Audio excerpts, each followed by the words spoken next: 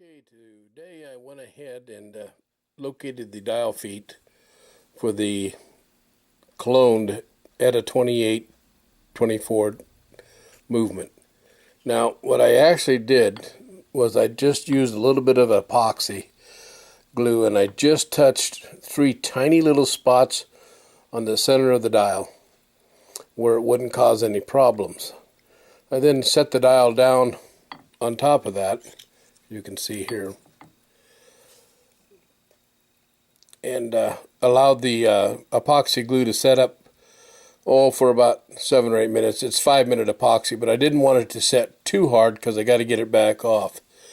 So I made a tiny drill bit out of a sewing needle. By the way, sewing needles make excellent tempered screwdriver blades. I've been using them for years and years. I buy a big package of sewing needles and they work fine. So I'm going to come around here and you're going to see I drilled from the back side, and here's the drill, and there is the little sewing needle, and I put a 4 beveled edge on the needle so that it would do cutting. And then we turned the dial upside down, and I drilled until I just started to feel it go through the dial. So there's a dial point here, and there's one right there, and those are where the dial feet will set up. Now I'll drill those clear through, and then I'll solder a pad in there. Since we're not worried about this particular dial, it's a prototype dial, and but it gives us the exact locations for the real dial, and that way we won't damage the real dial by drilling through it. So that's how we found the dial feet for the 2824.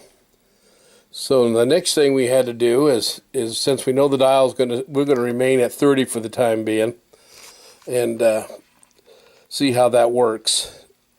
So the next thing I did is I got to build a bezel that this sets over the top of the dial, and then has a little taper to it so that we can either put degree numbers on it or diamonds in it. Not sure which I'm going to do, but I'm going to do something similar to that so we have some sort of a design inside the watch itself. Okay, at the lathe, I put a piece of wax on the original jig that I made for the dial. And all I did was I heated the aluminum jig up, and once I got it hot enough, then I put the piece of wax, which is right here, onto that, and let the whole thing set, and then I could start shaping it. Now I've cut this to 34 millimeters. This will be the inside bezel, and it has to be 34 millimeters because the dial's 30, so I want a 4 millimeter width on the bezel itself, and then we'll taper it. So to get the next situation or the position of it, what we're doing is we're coming in like this, and we're just cutting it straight out, as you can see my graver moving, and we are whittling the inside of that wax out until we get a 4 millimeter by 34 millimeter circumference. Then we'll put the probably a 5-degree bevel from I wish I had my pointer. Let me go find my pointer. Okay, we're going to put a 4-degree bevel, which will be at an angle like this. And it'll start from the outside edge and it'll bevel inward. And then I can either set diamonds all the way around this, set 2 or 3 diamonds, whatever pleases me. And I'll turn the lathe on for a second, and I'll show you how the boring bar is working for this. It's again, it's just glued on there with wax. So if we do too much or hit too hard, it will break off of there, and then we start all over again. So let me, now you can see,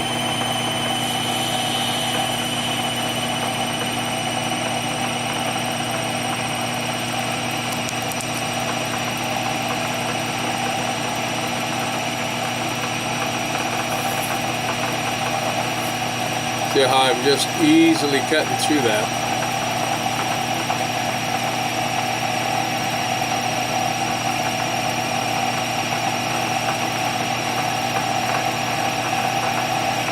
And we'll just keep going till we get our exact dimensions.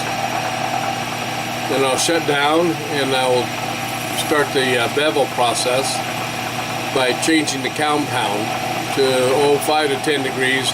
Whatever looks right inside. I don't want a real heavy bevel area in there. I just want enough so that the dial looks nice inside of that bevel. And if we put degrees on it, we could do that. We can do that with the milling machine. So once we get the wax mold built, and this will all be finished off in the wax, then we'll cast that.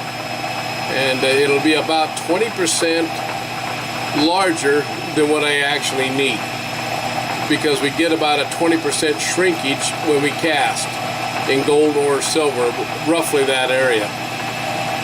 So we'll just move this on out a little bit more so you get an idea how this is working.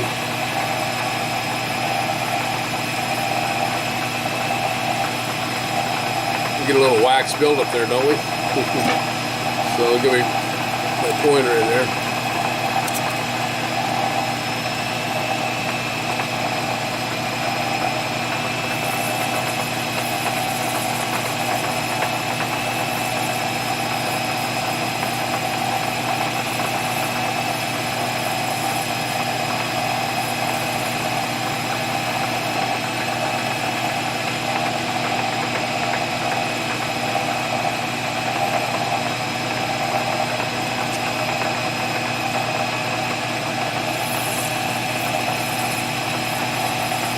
Well, you get the idea. So there's no sense in spending 35 or 40 minutes cutting this down. It would be a boring video, believe me. But this is going to be an example of how we're actually building this watch. So the next step we'll do is we'll finish off the bevel, and then we'll set it up for the dial. Then we'll cast that. I probably will cast this in sterling silver instead of gold.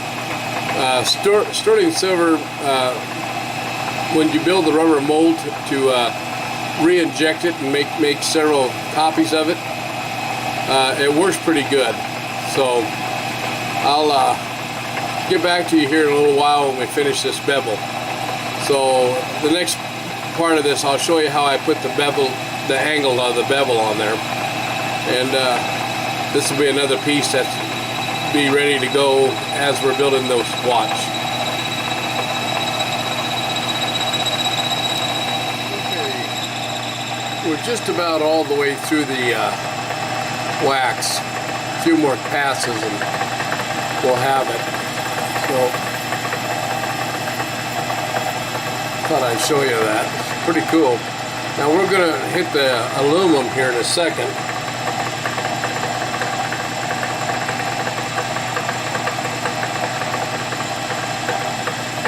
Just about to it. So I really want to be careful because there's not going to be very much holding this wax on there anymore, the ring. And the one problem that I really have is that the wax likes to build up on it.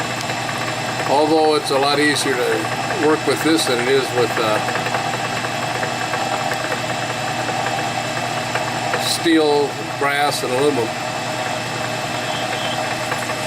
Alright, this is probably about the last pass that we'll make.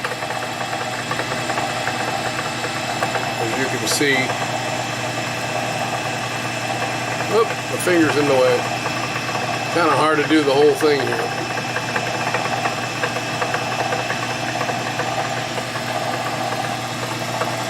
Sorry.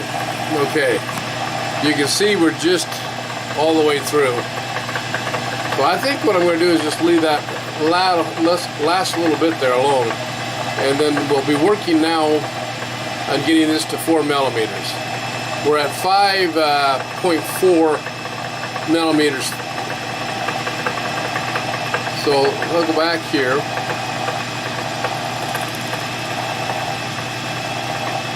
Pull that up.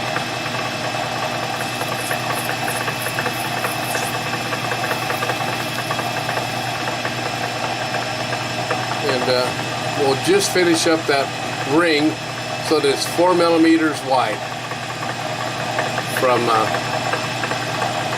this edge right there, from that edge to this edge. Make that 4 millimeters, and then we'll build the bezel. Okay. So I'll be back here in a minute. Since we last talked, I accidentally knocked the wax bezel off of the lathe. So while I re-epoxied it back onto the fixture, and I'm going to have to let it dry, I decided to go ahead and finish working a little bit more on the dial. So now you can see what my dial is going to actually look like. Now, let me get my little pointer. I make up pointers with just about, anything that I have around. It's fun. Well, let's see. Since we knocked the bezel off of the jig, and I had to re-epoxy the jig and let it's drying now, so I can't work on it. So I decided I'd work a little bit more on the dial. So this is not the finished product of the dial, but it's a good indication of kind of what it's going to look like. Now I went ahead and drilled the dial feet clear through, so that these are now not only a prototype, but they're markers for where the actual feet have to go once I get everything laid out.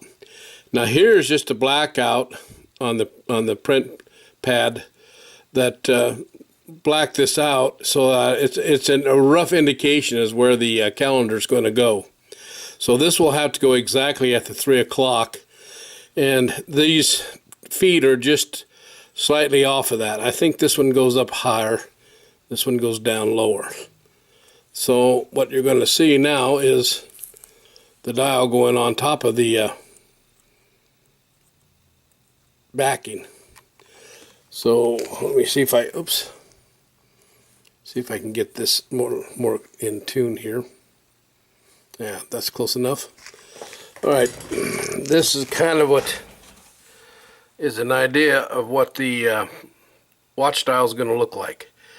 And then down below somewhere, I'm going to redesign this dial just a little bit, and it'll probably say Panther. I think this is going to be our first watch line, would be the Panther watches.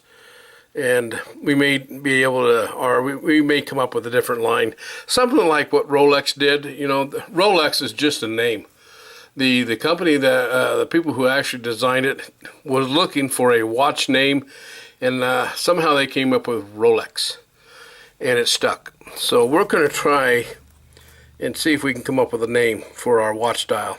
If any of you out there have an idea of a good name that would help put these watches together and put them on the market for me, have at it. You can put your comments in the comment. So now this one here, I don't know if I can get any closer or not. Yeah, this is M. Lee Insinger, and that is my initials, and the last name is our Insinger name, like Patek Philippe. That would be a watch name. Lecoultre was a clock company, but they were all names, famous names. So anyway, this is kind of an idea. We could glue this down, and then we could trim it, then we could lacquer it, and it would probably last for years. So, but my intention would be to plate yellow gold or white gold, and then rhodium plate that, and then print on top of it. I'm not sure how well that's going to work, but we'll move on from there. So here you go. That's the watch dial. I'll get the bezel built as soon as that epoxy resin dries and holds it back in position, and we'll go on from there. So that's about all I have for right now. Thanks for watching.